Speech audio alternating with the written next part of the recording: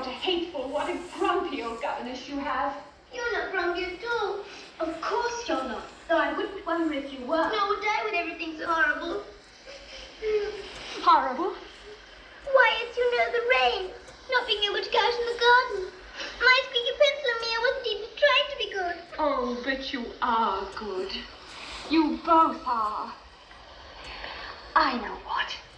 Let's put away our books and let's pretend it's Flora's birthday. Oh, yes. All right, Flora, it's your birthday. Now, what would you like to do? Have a party. A costume party. That's a splendid idea. Mom and I'm going to get all dressed up. Oh. May we? Yes, of course you may. Come along then, Flora. Oh, good. Hurry. Where are you going? To dress up. You said we might. Well, I'll come with you. No, then there'd be no surprise. You wait downstairs. We won't be long. Hurry.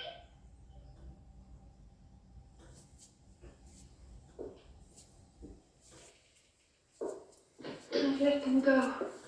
Go where, miss? Oh, I've let the children go. Upstairs. To the attic, perhaps. Alone. Oh, is that all? They'll come to no harm. I can't leave them alone, not after the other night. Oh, as for the other night, miss, put it out of your mind. Pretend it was part of a dream, which perhaps it was. A dream? Oh, don't you think I want to believe that? That it was just the darkness, a nightmare? That it's no longer dark, it's daylight, and I know I saw him. A man, or something that once was a man, peering in through the window, looking for someone. And if it isn't true, if I didn't see him, how could I have described him so accurately? Well, you have seen his picture. Really, miss, you're upsetting yourself over nothing. You said he was the valet? Yes, but when the master left, Quint was alone with us in charge. Tell me, how did he die? Quint? Out there, miss, on those very steps. It was winter. The coldest, blackest winter's night. The steps were icy. And Quint, he came home late after we were all abed. Late and full of drink. There was a wound on his head as if he'd slipped. As if he'd fallen out there in the dark.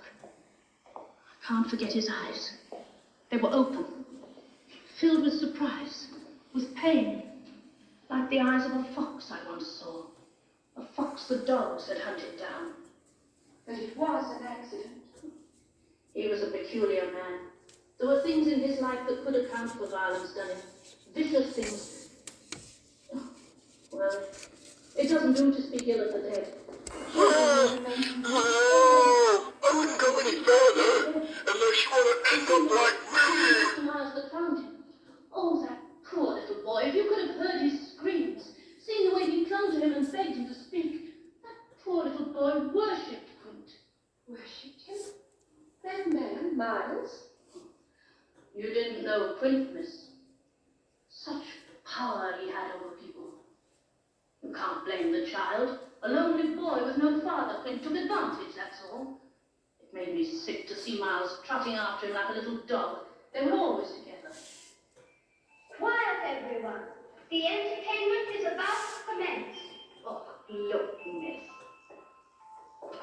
I bought your pincushion. I hope you don't mind. Miss Giddens, dear, would you sit there? And Mrs. Rose, would you sit there too? And now, Miles will recite to you. A poem. What shall I sing to my Lord from my window? What shall I sing, for my Lord will not stay? What shall I sing, for my Lord will not listen? Where shall I go, for my Lord is away? Whom shall I love when the moon is arisen? Gone is my Lord, and the grave is his prison. What shall I say when my Lord comes a-calling? What shall I say when he knocks on my door? What shall I say when his feet enter softly, leaving the marks of his grave on my floor? Enter, my Lord, come from your prison, come from your grave. moon is arisen. Welcome, my lord.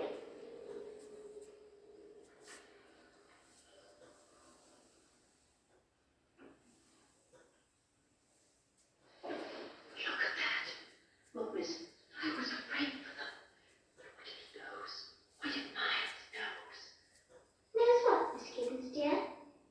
You think I'm imagining it, and yet just now you yourself saw and heard Miles. Playing a game.